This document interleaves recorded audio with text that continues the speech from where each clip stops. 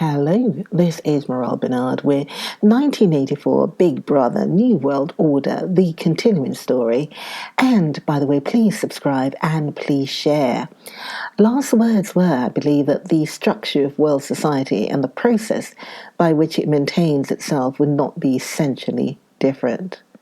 The primary aim of modern warfare, in accordance with the principles of doublethink, this aim is simultaneously recognized and not recognized by the directing brains of the inner party, is to use up the products of the machine without raising the general standard of living. Ever since the end of the 19th century, the problem of what to do with the surplus of consumption goods has been latent in industrial society. At present, when few human beings even have enough to eat, this problem is obviously not urgent, and it might not have become so even if no artificial processes of destruction had been at work. The world of today is a bare, hungry, dilapidated place compared with the world that existed before 1914, and still more so if compared with the imaginary future to which the people of that period looked forward. In the early 20th century, the vision of a future society unbelievably rich, leisured, orderly, and efficient, a glittering antiseptic world of glass and steel and snow-white concrete, was part of the consciousness of nearly every literate person. Science and technology were developing at a prodigious speed, and it seemed natural to assume that they would go on developing. This failed to happen, partly because of the impoverishment caused by a long series of wars and revolutions, and partly because scientific and technical progress depended on the empirical habit of thought, which could not survive in a strictly regimented society. As a whole, the world is more primitive today than it was 50 years ago. Certain backward areas have advanced, and various devices, always in some way connected with warfare and police espionage, have been developed. But experiment and invention have largely stopped, and the ravages of the atomic war of the 1950s have never been fully repaired. Nevertheless, the dangers inherent in the machine are still there. From the moment when the machine first made its appearance, it was clear to all thinking people that the need for human drudgery, and therefore to a great extent for human inequality, had disappeared. If the machine were used deliberately for that end, hunger, overwork, dirt, illiteracy, and disease could be eliminated within a few generations. And in fact, without being used for any such purpose, but by a sort of automatic process by producing wealth, which it was sometimes impossible not to distribute, the machine did raise the living standards of the average human being very greatly over a period of about 50 years, at the end of the 19th and the beginning of the 20th centuries. But it was also clear that an all-round increase in wealth threatened the destruction. Indeed, in some sense, was the destruction of a hierarchical society. In a world in which everyone worked short hours, had enough to eat, lived in a house with a bathroom and a refrigerator, and possessed a motor car or even an aeroplane, the most obvious and perhaps the most important form of inequality would already have disappeared. If it once became general, wealth would confer no distinction. It was possible, no doubt, to imagine a society in which wealth, in the sense of personal possessions and luxuries, should be evenly distributed, while power remained in the hands of a small, privileged caste. But in practice, such a society could not long remain stable. For if leisure and security were enjoyed by all alike, the great mass of human beings who are normally stupefied by poverty would become literate and would learn to think for themselves. And when once they had done this, they would sooner or later realize that the privileged minority had no function, and they would sweep it away. In the long run, a hierarchical society was only possible on a basis of poverty and ignorance. To return to the agricultural past, as some thinkers about the beginning of the 20th century dreamed of doing, was not a practical solution. It conflicted with a tendency towards mechanization, which had become quasi-instinctive throughout almost the whole world, and moreover, any country which remained industrially backward was helpless in a military sense and was bound to be dominated, directly or indirectly, by its more advanced rivals. Nor was it a satisfactory solution to keep the masses in poverty by restricting the output of goods. This happened to a great extent during the final phase of capitalism, roughly between 1920 and 1940. The economy of many countries was allowed to stagnate, land went out of cultivation, capital equipment was not added to, great blocks of the population were prevented from working and kept half alive by state charity. But this too entailed military weakness, and since the privations it inflicted were obviously unnecessary, it made opposition inevitable. The problem was how to keep the wheels of industry turning without increasing the real wealth of the world. Goods must be produced, but they must not be distributed. And in practice, the only way of achieving this was by continuous warfare. The essential act of war is destruction, not necessarily of human lives, but of the products of human labor. War is a way of shattering to pieces or pouring into the stratosphere or sinking in the depths of the sea materials which might otherwise be used to make the masses too comfortable, and hence in the long run too intelligent. Even when weapons of war are not actually destroyed, their manufacture is still a convenient way of expending labor power without producing anything that can be consumed. A floating fortress, for example, has locked up in it the labor that would build several hundred cargo ships. Ultimately, it is scrapped as obsolete, never having brought any material benefit to anybody, and with further enormous labors, another floating fortress is built. In principle, the war effort is always so planned as to eat up any surplus that might exist after meeting the bare needs of the population. In practice, the needs of the population are always underestimated, with the result that there is a chronic shortage of half the necessities of life, but this is looked on as an advantage. It is deliberate policy to keep even the favored groups somewhere near the brink of hardship, because a general state of scarcity increases the importance of small privileges and thus magnifies the distinction between one group and another. By the standards of the early 20th century, even a member of the inner party lives an austere, laborious kind of life.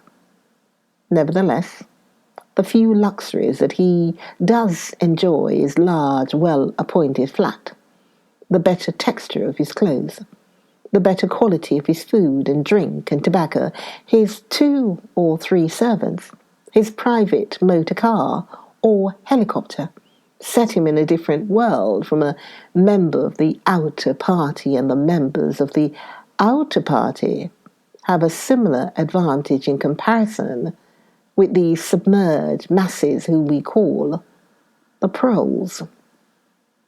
The social atmosphere is that of a besieged city, where the possession of a lump of horseflesh makes the difference between wealth and poverty. And at the same time, the consciousness of being at war, and therefore in danger, makes the handing over of all power to a small caste seem the natural, unavoidable condition of survival. War, it will be seen, accomplishes it, the necessary destruction, but accomplishes it in a psychologically acceptable way. In principle, it would be quite simple to waste the surplus labor of the world by building temples and pyramids, by digging holes and filling them up again, or even by producing vast quantities of goods and then setting fire to them. But this would provide only the economic and not the emotional basis for a hierarchical society.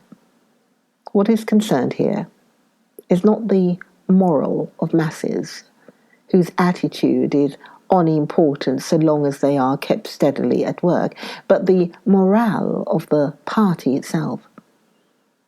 Even the humblest party member is expected to be competent, industrious, and even intelligent within narrow limits, but it is also necessary that he should be a credulous and ignorant fanatic, whose prevailing moods are fear, hatred, adulation, and orgastic triumph.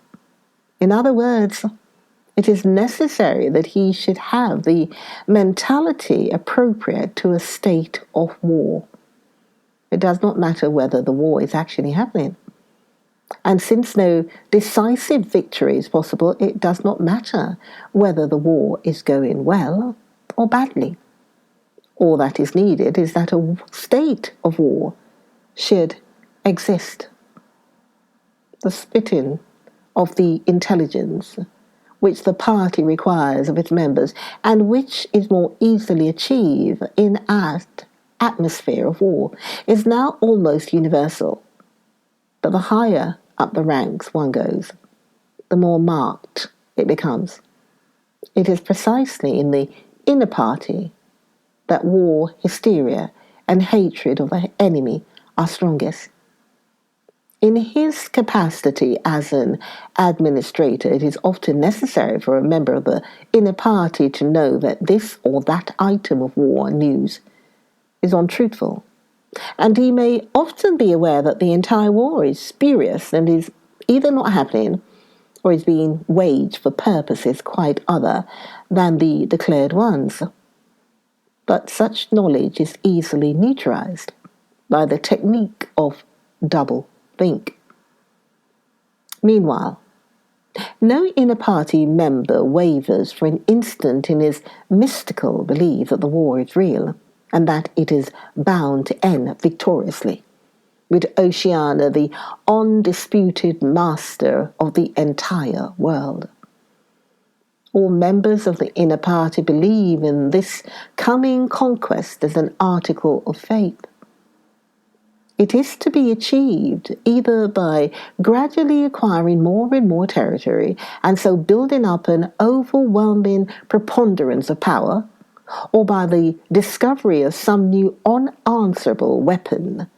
The search for new weapons continues unceasingly, and is one of the very few remaining activities in which the inventive or speculative type of mind can find an outlet.